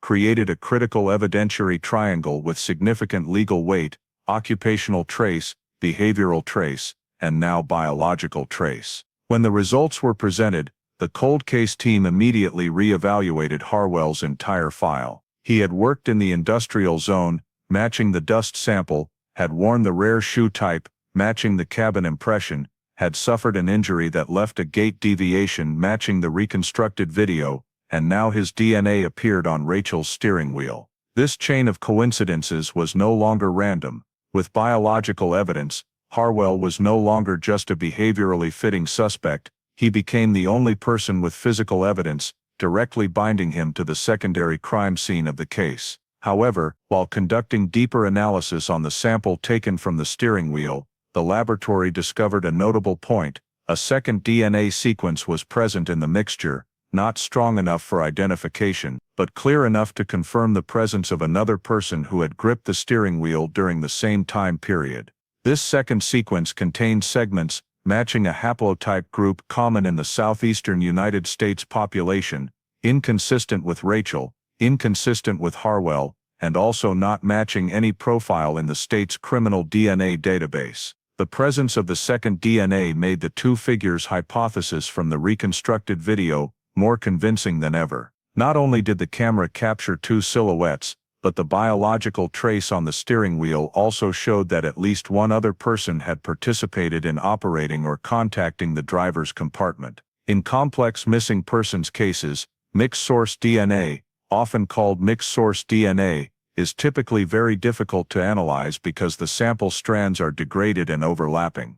However, the analysts were able to determine that the second sequence was not random environmental contamination, but resembled a sample transferred through direct surface contact. The question arose: who was the second person? This individual had gripped the steering wheel close to the time the Taurus was abandoned. That could mean 1. This person sat in the driver's seat before Harwell, or 2. This person sat in the driver's seat after Harwell, or 3. This person touched the steering wheel only to assist with an operation.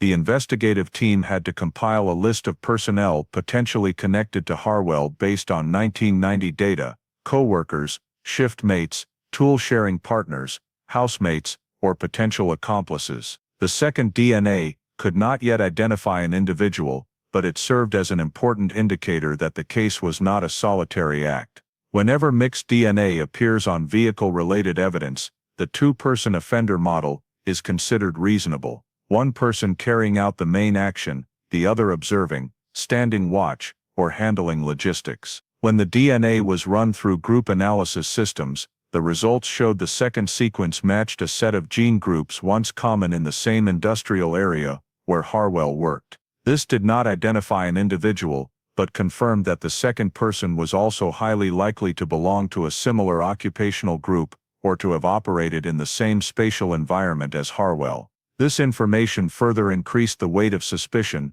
that the second man in the video was not merely someone standing near the scene, but part of an organized behavior. The moment the DNA match with Harwell was confirmed marked a major milestone in the file. It turned disjointed inferences into a provable structure, and the appearance of the second DNA, though unidentified, set a new target for the investigative team, tracking down the accomplice who was present with Harwell during the period the Taurus was moved. Together with the video analysis, shoe impression, microparticles, and occupational records, the micro-DNA from the steering wheel became the pivotal piece that turned hypothesis into evidence. The successful extraction of a faint old DNA sample after more than a decade, from the very evidence once considered unexploitable, opened an entirely new investigative direction, focusing deeply on both Harwell and the mysterious companion, appearing in the mixed biological trace. When the DNA results confirmed Lance Harwell's presence in the Ford Taurus, the investigative team shifted to the mandatory task, rechecking Harwell's entire timeline on the day Rachel disappeared. The original 1990 file recorded that he had a valid alibi, a work ticket for a plumbing repair at a residential area, about 12 miles from the scene. The time logged on the ticket showed he was at the job site before Rachel left home, and only left around noon that day, meaning he could not have appeared at the apartment complex or the abandoned parking lot. For more than a decade, because there was no incriminating evidence, this alibi had never been seriously re-examined. But with the micro-DNA on the steering wheel, the investigative team decided to scrutinize every detail. When they contacted the homeowner at the address listed on the work ticket, they discovered a critical discrepancy. The current owner was not the owner in 1990, and the water company's archived records, where Harwell had worked, had undergone multiple changes during ownership transfers. To verify, the investigators went to the Fulton County Public Archives to review plumbing repair records year by year. After cross-checking, they found there was no plumbing repair request at the address listed on Harwell's ticket on the day Rachel disappeared. This raised suspicion that the work ticket may have been created after the fact, or altered to establish an alibi. As they continued tracing the old company records, they uncovered another anomaly. Harwell's ticket number fell outside the chronological sequence. Tickets from the same month followed a continuous numbering format, but Harwell's ticket number was set back by a week. This fit the pattern of a forged ticket created by reusing an old code instead of generating a new one, according to procedure. To strengthen the case, the investigative team interviewed a former manager of the company. This person stated that Harwell was not a fully trusted employee. He had been reprimanded for failing to submit work tickets on time. When asked about the ticket's validity, the manager said something that made the investigative team note it immediately. Back then, anybody could write a ticket by hand if they wanted to cover up some free time. The statement did not incriminate, but it severely undermined the value of Harwell's alibi. In parallel, another branch of the investigation focused on collecting Harwell's personal documents from 1989 to 1991. After searching storage boxes, obtained during an administrative search, the forensics team discovered an old notebook. This was not a work document but a personal notebook, in which Harwell recorded shifts, small repair jobs, tool pickup schedules, and other unimportant personal milestones. Most of the notes were scattered and out of order, but one page made the investigators pause. This page contained 4 handwritten lines. EP, 7:10 a.m. saw her. The car is parked there. Must do it today. There was no name, no exact location, but the abbreviation EP, East Point, matched the area where Rachel lived. The time 7:10 a.m. fell within the window when Rachel left home, and the phrase saw her could relate to spotting the victim. The final line, must do it today, did not specify the action, but created a direct temporal link between Harwell and the morning Rachel disappeared, a link he had always denied up to that point. Handwriting analysis confirmed this was indeed Harwell's writing. The ink was identified as belonging to a common rollerball pen type from the late 1980s, and the notebook paper was also identified as the type commonly used during that period, not a modern product.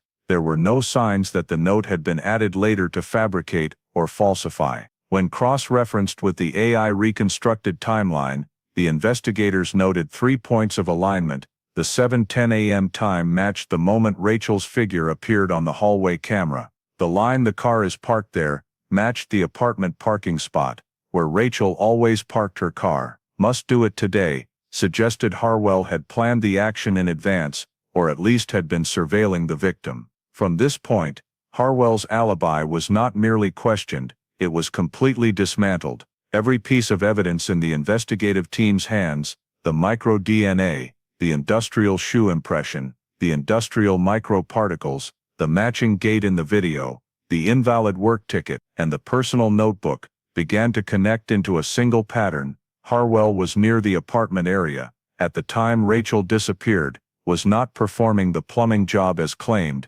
and likely had been following the victim. When summoned for re-interrogation, Harwell stubbornly stuck to his original statement, but when the investigators presented the information about the falsified work ticket, he began contradicting himself. He said that morning he might have stopped by the tool shed, but there was no evidence for it, and the timing he claimed did not align at all with the original work ticket journey. When shown the personal notebook, Harwell refused to explain, saying it was just random thoughts, but his vagueness only heightened suspicion. At the end of the interrogation session, the investigator noted in the report, "Harwell no longer has a valid timeline. The 1990 alibi is not credible." With the collapse of Harwell's timeline, the case moved into a new phase where the suspect was no longer a possibility, but the center of an increasingly tightening chain of evidence around him. When Lance Harwell's timeline completely collapsed, and the personal notebook entry matching the time of Rachel's disappearance was confirmed, the investigative team obtained a warrant to search his entire residence. Harwell's house on the southern outskirts of East Point was an old-style home that had not seen much repair over the years, with a detached garage and a small storage shed out back. The search was conducted according to full forensic standards, beginning with the tool storage areas, where evidence related to Harwell's occupation was most likely to appear. Right from opening the garage door, investigators noticed this was not just a place to store tools, but also where Harwell kept many items from the early 1990s. A metal box sitting on a wooden shelf caught the technician's attention because its surface was covered in a thick layer of dust, yet the lid showed fresh fingerprints. When opened, it revealed several small items: a broken keychain, an old plastic card, a few scraps of paper, and one object that looked like a piece of jewelry. These items had no obvious value at first glance, but they were immediately sealed for analysis. In a corner of the garage, investigators found a paper map that had been folded many times. It was an old Fulton County road map printed in the late 1980s. What made it stand out were the red ballpoint pen markings: 3 circles, 2 arrows, and 1 long dash. These markings were not random. They pinpointed 3 locations that matched key sites in Rachel's disappearance: the apartment complex where she lived, the nearby convenience store, and the abandoned industrial zone to the northeast. These were precisely the 3 positions identified during the reconstruction of her morning journey. There were no other markings on the map, indicating Harwell did not use it regularly. It appeared to serve a single purpose. Upstairs in the house, inside a wooden dresser drawer, the investigative team found a small locked tin box. Harwell initially refused to explain the box's origin, but the search warrant allowed them to force it open. Inside, the items were organized into small bags, a level of neatness inconsistent with Harwell's otherwise cluttered habits. One of those bags contained a small silver earring with an intricate teardrop design. The gloved technician immediately recognized that this was not a cheap or common piece of jewelry. When compared to photos provided by Rachel's family, investigators confirmed she had worn an identical pair of earrings on a day close to the time of her disappearance. The matching earring from the pair had never been found. No further analysis was needed. The presence of the earring in Harwell's storage box was a major physical indicator. Following procedure, the item was photographed, sealed, and sent for testing of any remaining fiber traces or skin cells. Rachel's family later confirmed this was the distinctive design they had given her for her 22nd birthday. This made any explanation for the earring's presence in Harwell's home nearly impossible. Continuing the search in the back storage shed, technicians found an old rolled-up carpet secured with electrical cord. The carpet showed no visible bloodstains or obvious damage, but under ultraviolet light scanning, they detected faint fluorescent areas, indicating the carpet had once come into contact with bodily fluids that had been cleaned or broken down over time. Microfiber samples were collected from the carpet surface for lab processing. No immediate conclusions were drawn on site, but the carpet was seized due to its potential connection to moving a heavy object or a person. In a plastic bin placed on a high shelf, the investigative team found multiple access cards from old industrial sites around East Point and College Park. Some cards had been demagnetized, but the printed labels were still legible, and one of them belonged to the exact factory building where the dust particles from inside Rachel's car matched in mineral composition. This further reinforced the likelihood that Harwell had used or frequented that area around the time of the disappearance. The search continued into Harwell's main living space. In the bedroom, beneath a shifted section of floor carpet, investigators discovered a small depression containing a thin plastic bag. The bag held little, just a small torn scrap from a notebook with a hastily written line, "Park the car before 8 o'clock." No location was mentioned, but in the context of prior analysis, its existence suggested Harwell had planned or noted a time related to moving a vehicle. This was regarded as behavioral-related note-taking rather than direct evidence,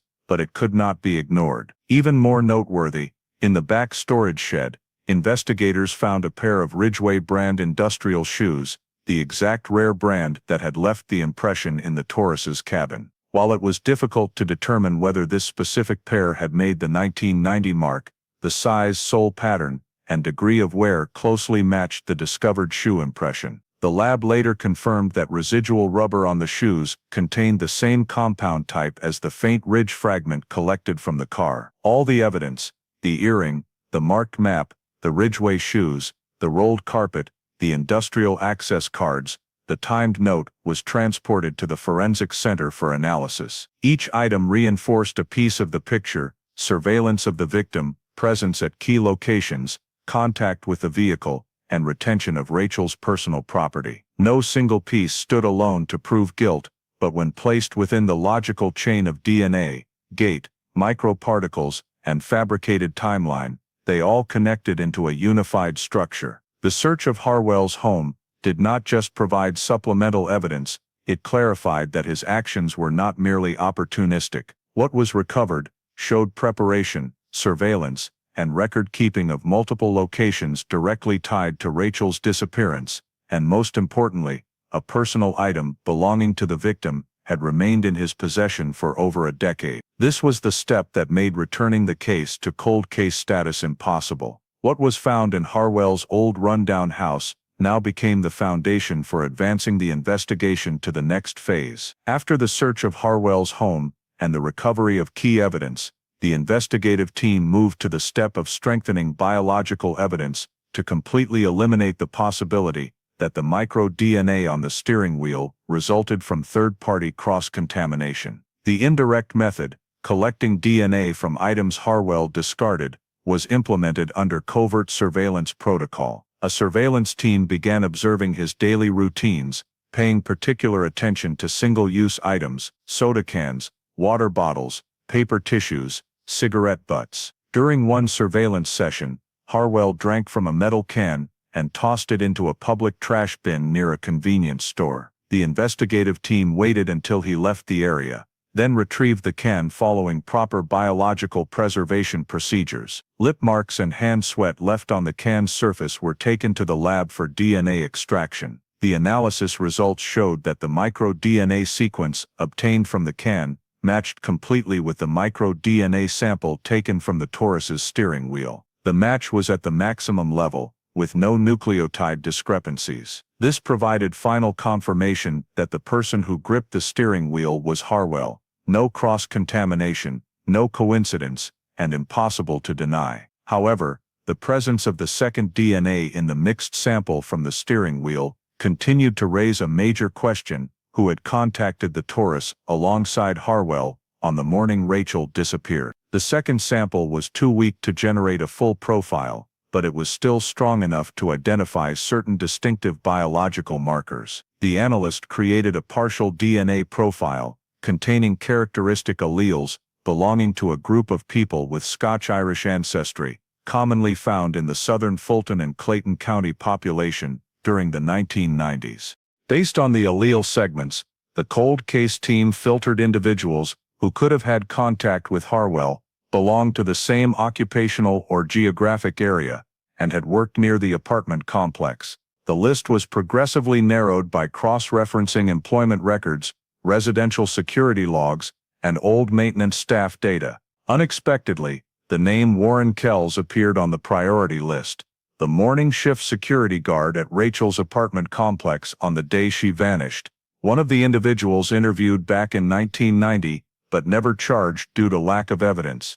Old records noted that Kells arrived late for his shift that morning, a detail that had been flagged but not pursued deeply. When compared against markers in Kells's DNA profile, archived from a minor offense many years later, the forensics team observed numerous alleles matching the second DNA portion from the steering wheel. It was impossible to declare this a definitive match because the steering wheel sample was too weak, but the degree of correspondence was sufficient to place Kells in the high suspicion category. Rather than charging directly, the investigative team monitored Kells's current behavior. Over several days of observation, they noted that Kells and Harwell had a habit of meeting at a small auto repair shop in College Park, a connection never documented in the old files. The two men talked, exchanged tools, and sometimes drove together toward the abandoned industrial zone. These meetings eliminated the possibility that the two did not know each other. Instead, they opened the possibility that they had collaborated years earlier. To bolster the suspicion, investigators re-examined Kells's work records at the apartment complex in 1990. A series of coincidences emerged. Kells was on duty during the exact morning shift when Rachel disappeared. Kells had once been reported for abandoning his post without notification. Kells had access to the apartment complex map, pedestrian paths, and camera blind spots. And most importantly, the rear door lock of the apartment complex had been noted as loose, easy to open in the week of the disappearance, a report entered into the maintenance log by Kells himself. Investigators put forward a new hypothesis: the second person in the VHS video, the silhouette appearing a few meters lower in the frame, could have been Kells. This person did not drive the car but stood watching, performing lookout duty while Harwell exited the Taurus. The motionless stance, observation position, and backward step into a shadowed corner in the reconstructed video fit the role of support. To verify, the analysis team ran an algorithm comparing height, posture, and body proportions based on the silhouette in the video. Although the footage was too blurry for absolute identification, the system showed the second silhouette's height ratio closely matched Kells's measurements, with a deviation under 4%. This was enough to regard Kells as a suspect accomplice, especially when combined with occupational data and real-life connection to Harwell. Continuing to expand the investigation, the cold case team analyzed financial records from the 1990s for both Harwell and Kells. The documents showed they had once shared payment for a specialized tool rental. This type of tool was commonly used in mechanical work and sometimes for mechanical lock-picking. This implied a level of cooperation between them, even before Rachel's disappearance. When cross-referencing the data, the investigative team concluded that Harwell's DNA was present in Rachel's car. The second DNA matched Kells's profile at a statistically significant level. Harwell and Kells had personal and professional connections. Both were within the geographic and temporal scope related to the disappearance. The reconstructed video clearly showed two figures, one of which matched Harwell. These facts formed a logical structure. Harwell did not act alone, and the person closest to being the primary accomplice was Warren Kells, the morning shift security guard in 1990. The link between Harwell and Kells was now established not merely by suspicion, but by a chain of technical evidence, biological, behavioral, and occupational, that propelled the investigation into an accelerated phase. When the chain of biological, physical, and behavioral evidence converged on Lance Harwell, the investigative team decided it was time to shift from surveillance to direct action. The arrest warrant was approved the same day, based on the matching DNA from the steering wheel, evidence recovered from his home, the shoe impression, the personal notebook entry, and the dismantled alibi.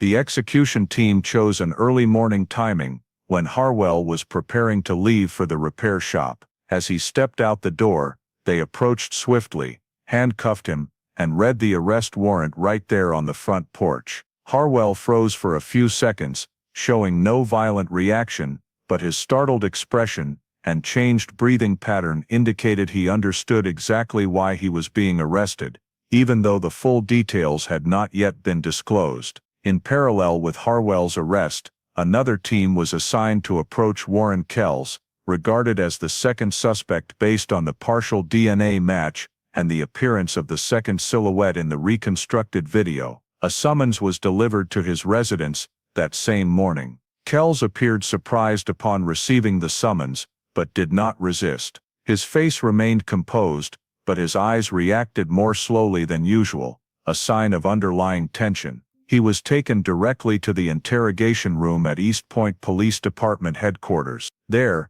two interrogation processes took place almost simultaneously in separate rooms. The team questioning Harwell began by presenting the DNA match. Harwell denied any involvement, claiming the Taurus might have been planted by someone, or that evidence was transferred at the wrong time. When investigators asked him to explain why Rachel's earring was found in the tin box at his home, Harwell offered no reasonable explanation, only saying he didn't know where it came from. As the interrogation deepened, Harwell's statements repeatedly showed gaps. He changed his description of the morning in 1990, first saying he was at a job site, then saying he stopped by a friend's house, but no individual could confirm it. Investigators noted his reactions, sometimes avoiding eye contact, sometimes pausing too long before answering seemingly simple questions. All of it was recorded in the minutes as signs of inconsistency. Meanwhile, Warren Kells's interrogation took a different direction. Investigators asked about his morning shift on the day Rachel disappeared. At first, Kells stuck to his original statement. He arrived late because of car trouble, did not see Rachel, and knew nothing about the Taurus being moved. But when informed that Harwell had been arrested and that the mixed DNA partially matched his profile, Kells began to waver. He denied ever touching the steering wheel, but could not explain why a DNA sample with alleles matching his appeared in the car. The most striking point in the interrogation came when investigators mentioned his relationship with Harwell. Kells said they only knew each other through work, had met a few times, and had no connection beyond casual acquaintance. But the surveillance team had obtained evidence of Kells and Harwell meeting at the auto repair shop, exchanging tools, and sometimes heading together to the old industrial zone, something Kells did not admit. When those images were presented, Kells shifted to a defensive stance, saying the meetings had nothing to do with the case. By mid-afternoon, the contrast between the two interrogations became clear. Harwell insisted he had no accomplice, and claimed he didn't even know anyone named Kells. Kells said Harwell was not close to him and denied any collaboration. The fact that both simultaneously denied knowing each other, despite evidence showing multiple meetings, became a serious contradiction. Investigators noted, two suspects, one false story. The most tense moment of the interrogation sessions occurred when the two investigators' reports were placed side by side. On one side, Harwell claimed he had not left his home that morning in 1990, except to go on the plumbing job, an alibi already completely dismantled. On the other side, Kells claimed he had not left the apartment complex after arriving late for his shift, but the 1990 complex camera logs showed his prolonged absence during the critical time window. The contradiction between the two accounts was no longer in minor details, but in the entire timeline system. Both could not be telling the truth at the same time. Investigators began advancing the hypothesis of two suspects. One action, one person approached Rachel, the other assisted, monitored, or participated in moving the car. When this possibility was raised in each interrogation room, both Harwell and Kells reacted strongly. Harwell furrowed his brow, shifted his posture, tried to deny it but occasionally faltered in his voice. Kells tensed up, insisting he had never done anything illegal, but he could not explain why his partial DNA was present in the car. At the end of the day, the investigators concluded that the coordination between Harwell and Kells was no longer mere suspicion, but had become a clearly grounded investigative direction. The two statements did not align, both timelines contained unexplainable gaps, and the physical and biological traces pointed to their joint involvement in the events surrounding the Taurus and Rachel's disappearance. The next step was no longer identifying suspects, but clarifying each person's role in the joint action. After the statements of Harwell and Kells completely contradicted each other, the investigative team conducted a cross-analysis round to place all data, video, DNA, physical evidence, behavior, and timeline, into a single unified model. The goal was to determine the sequence of events on the morning in 1990, with maximum accuracy using modern space-time simulation technology. Path simulation software was deployed to reconstruct the entire journey of the Taurus, from the apartment complex to the abandoned parking lot, based on verifiable data points. Average vehicle speed, according to the model's year of manufacture, the shortest route per local maps from that time gaps in the timeline, and images from the reconstructed VHS video. When the parameters were entered into the model, the results produced a single route, consistent with the time window recorded in the video of the car being abandoned, a path cutting through the main road, then turning into the abandoned commercial zone, exactly matching the parking lot location where the Taurus was found. The simulation also showed the driver had a distinctive steering habit. When cornering, the steering angle shifted slightly left each time the wheel was returned. This characteristic matched the body movement model of Harwell in old videos collected from his workplace, where he had been recorded driving company vehicles. When the system combined the leg, shoulder, hip motion patterns from the reconstructed video with the hand steering motion model, the software produced a match rate of nearly 90%, a rare figure in low-quality video reconstructions. The report concluded, the person operating the Taurus in the video segment was highly likely Lance Harwell, consistent with both behavioral data and the obtained DNA. No other model produced a more reasonable possibility, and none of the remaining suspects on the list fit this model. Meanwhile, another investigative branch focused on Warren Kells. The 1990 records showed that the hallway camera and the north entrance camera at the apartment complex captured very few images on the exact day Rachel disappeared. At the time, the simultaneous failure of both cameras was attributed to technical malfunction, but when the cold case team re-examined the maintenance log, they discovered the person who signed off on readjusting the system that very morning was none other than Warren Kells. His note only stated time offset, adjusted 10 minutes, but the hallway camera was offset by more than 20 minutes compared to natural daylight in the video. To verify, investigators requested the technical unit to reconstruct the entire camera system using a simulated 1990 voltage and internal clock model. The results showed no electrical fault capable of causing the cameras to self-adjust the time. Any time change had to be performed manually by an operator. This finding led to the conclusion Kells had actively interfered with the cameras, not to fix a malfunction, but to alter the recorded time. This was an abnormal action, especially given its coincidence with the time frame of Rachel's disappearance. Continuing analysis of the reconstructed video, technicians used a stationary motion recognition algorithm to examine the second silhouette, the figure identified as standing watch or monitoring the surroundings. When simulating height, weight distribution, and foot positioning, the software showed the second silhouette's body proportions matched Kells more closely than any other suspect. The result could not be absolutely confirmed, but the degree of fit fell within a statistically meaningful range. Cross-analysis between Harwell's and Kells' behavior also produced a chain of connections. Harwell was present at the apartment complex during the window when Rachel left home, according to his personal notebook. Kells may have offset the camera time to conceal a gap that could not appear in the shift report. Harwell drove the Taurus away from the apartment. The second silhouette appeared near the car when it was abandoned. The mixed DNA on the steering wheel carried alleles consistent with Kells. When everything was cross-referenced, a common model emerged: two people acting in concert. One approached the victim, the other handled the surrounding environment and adjusted the cameras to reduce the chance of detection. This explained why the case lacked signs of struggle, direct witnesses, and why the 1990 timeline was disrupted. The investigative team expanded questioning of Kells regarding the camera adjustment. At first he denied it, but when confronted with the maintenance log and the technical simulation, he shifted to exercising his right to remain silent. This was noted as a high-level defensive response, a sign commonly seen when a critical detail has been uncovered. Harwell, in temporary holding, continued to deny any connection to Kells, but when investigators showed him the path simulation, with the conclusion that the driver in the video matched his movements,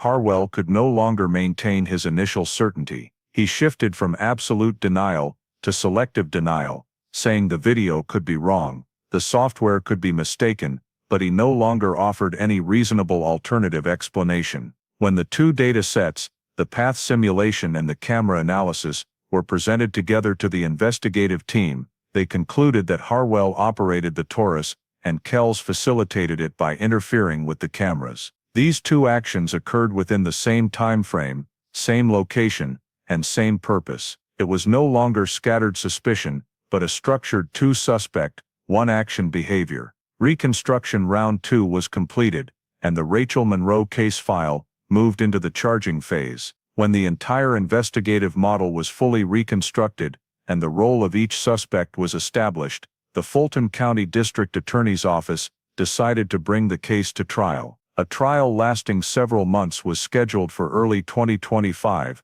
featuring the full range of forensic, behavioral, digital, and expert testimony evidence, types of proof that could not be collected or accurately evaluated in 1990. This was the moment for the justice system to examine a missing persons case that had lingered for more than 3 decades. In the courtroom, the prosecutor opened by presenting the DNA evidence chain. The micro-sample taken from the Ford Taurus steering wheel was described as a central piece of evidence. It not only matched Harwell's current DNA profile, but was reinforced by indirect DNA collected from the soda can he discarded. The forensic report gave an error probability so low it was negligible. A panel of experts confirmed there was no possibility this DNA sample came from cross-contamination or mishandling. This was the first key point that captured the jury's attention. Harwell had made direct contact with the steering wheel, and no legitimate reason explained his DNA appearing in Rachel's car. The second part of the indictment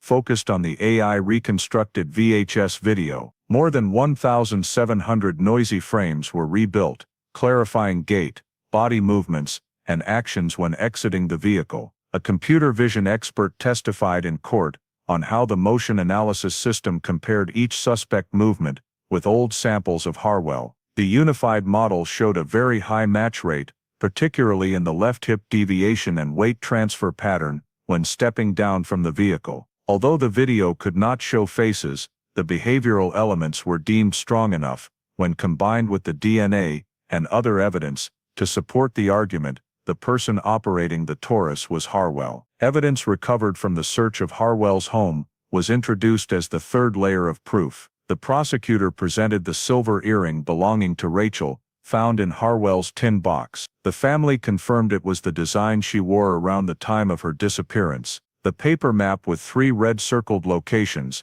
the apartment complex, the convenience store, and the abandoned industrial zone, was described as evidence showing Harwell had surveilled or prepared movements between key points. The Ridgeway shoes matching the cabin impression, along with the fluorescent carpet and industrial access cards, continued to build the physical evidence chain. All these elements were organized into a relationship diagram projected by the prosecutor. DNF video, physical evidence, timeline, behavior, personal notebook, each link tied back to Harwell. When asked to explain the presence of these items, he only said they aren't mine, but this was incompatible with the forensic structure already built. The trial devoted 1 full session to examining Warren Kells's role. The prosecutor described the second DNA in the steering wheel as a trace contributing to identifying his contact with the vehicle. Although not a complete DNA profile, the allele match level was sufficient to place him in direct involvement. When added to the fact that Kells had adjusted the cameras on the morning Rachel disappeared, combined with his and Harwell's multiple meetings at the repair shop, the jury was presented with the accomplice model. One person approached the victim, the other provided support, created conditions, and erased traces. The path simulation software, displayed as an animated reconstruction, served as a pivotal piece supporting the charging structure. The simulation showed the Taurus being driven in a manner consistent with Harwell's driving habits, with steering angles reproducing his exact movement characteristics. The camera analysis showed the interference could not have been accidental. It required deliberate time adjustment at the precise moment of the disappearance. The maintenance log proved that person was Kells. During cross-examination, Harwell continued to deny all involvement, but under the confrontation of each piece of evidence, his testimony repeatedly collapsed. When the prosecutor presented the earring in court, Harwell could not explain it. When the AI reconstructed video was played, he said, "That's not me," but the technical parameters completely refuted the denial. And when the personal notebook was shown, he continued saying, "I don't remember writing anything," an answer the jury found unconvincing. Kells, meanwhile, chose limited testimony. He admitted adjusting the cameras, but claimed it was to fix a system error. However, the technical evidence described that the cameras could not self-offset time and could only be adjusted by intentional manual operation. When the prosecutor presented the height and body proportion comparison of the second silhouette, Kells did not respond, invoking his right to remain silent. Finally, the jury reached its verdict: Lance Harwell, guilty of the charge of kidnapping Rachel Monroe based on DNA evidence, direct physical evidence, reconstructed video and path simulation. Warren Kells, guilty of the charge of aiding and abetting and interfering with the security system, contributing to the disappearance, based on partial DNA, camera interference records, and behavioral links between the two suspects. The verdict was read in a packed courtroom, marking the first time in 35 years that the Rachel Monroe case received a clear legal resolution. The combination of forensic technology, AI simulation, and physical evidence was sufficient to establish the criminal responsibility of two men who had long denied any involvement. The case was no longer a cold case, it was closed with an official conviction. The final summary report from the East Point Police Department and the Fulton County District Attorney's Office was compiled immediately after the sentencing of Lance Harwell and Warren Kells. The purpose of this report is to document the entire forensic logic chain that led to solving the case, while identifying the errors from 1990 that allowed the file to go cold for 3 decades. The report is organized by evidence layers to ensure a clear, uninterrupted forensic chain of custody that can be traced step by step through the investigation process. The first evidence layer in the chain is the industrial microparticles recovered from the floor mat of the Ford Taurus. Micro-residue analysis showed mineral dust and fiberglass fibers that only appeared in the abandoned industrial zone to the northeast, a location consistent with Harwell's movement patterns. This piece shifted suspicion from a broad area to a specific geographic point. The follow-up analysis of the Ridgway shoe impression in the cabin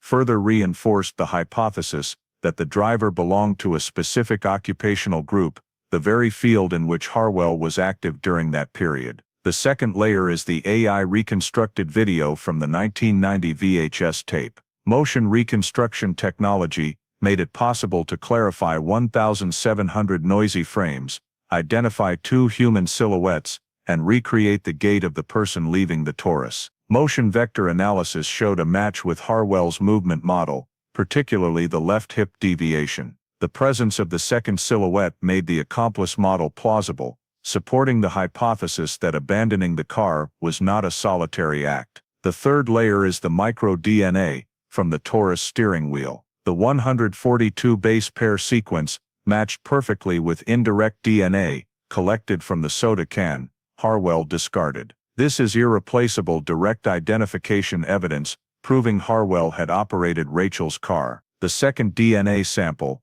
though incomplete, carried alleles consistent with Warren Kells's profile, becoming a crucial biological foundation for the two suspects' one-action model. The fourth layer consists of evidence recovered during the search of Harwell's home. Rachel's earring found in his tin box, the map marked with 3 key locations, industrial access cards, and the industrial shoes matching the cabin impression. These items not only confirmed contact between Harwell and Rachel, but also showed signs of deliberate surveillance. This physical evidence layer completed the charging structure. The fifth layer is behavioral data and timeline. The discovery of the falsified work ticket and Harwell's personal notebook entry dismantled his 1990 alibi. The detail that Kells adjusted the cameras on the very morning Rachel disappeared provided additional behavioral evidence, confirming his supporting role in creating a recording gap for Harwell.